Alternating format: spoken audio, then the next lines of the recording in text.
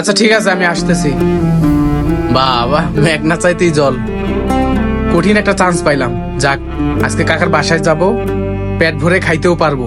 আর এই চান্সে যদি দেখি কাকা বাসা থেকে বের হয়ে গেছে, হ্যাঁ মাইয়ার আমি আলাদা রুমে নিয়া মজ মাস্তি করবো। হ্যাঁও শান্তি পাইবো, আমিও শান্তি পাবো, সেই এনজয় হবে। আঙ্কেল, যাক অনেকদিন যাবত ভালো মন্দ কিছু খাই না। আপনি তো জানেন আমি মেসে থাকি। তোরা আজকে জন্মের খাওয়া খাওয়াম। কাকিরাতে রান্না অনেকদিন যাবত খাই না। জানেন তো মেসে তেমন ভালো মন্দ রান্না হয় না, খাইতে পারি না 3 বেলা। চলেন চলেন আজকে খাবো। আরে রাখ তোর খাওন, তুই আগে আমার এইটা বল, এই মোবাইলটা কার? আরে আঙ্কেল, আপনি এসব কি বলতেছেন? আর আপনি কেন এই মোবাইলের ব্যাপারে আমারে বলতেছেন? আমি কিভাবে বলবো এই মোবাইলটা কার? দেখতাম বীর, তুই মিথ্যা কথা বলবি না। আমি সৎ সত্যটা জানি।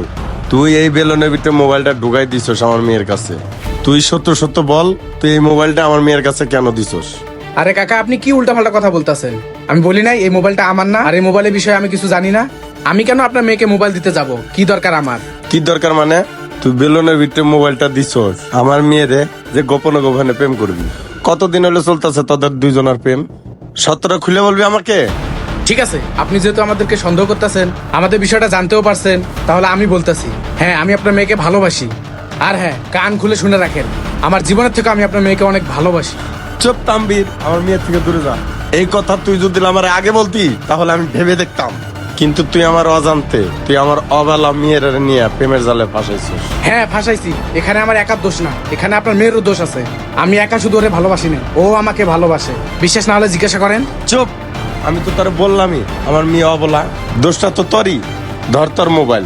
আমার মেয়ে যেহেতু অন্যায় করছে না, আর প্রেমের ভূত আমি সারাচ্ছি। আয় আয় আমার বাসায়, তলে তলে প্রেম করস। তোর আজকে খবর আছে, বাসায় চল।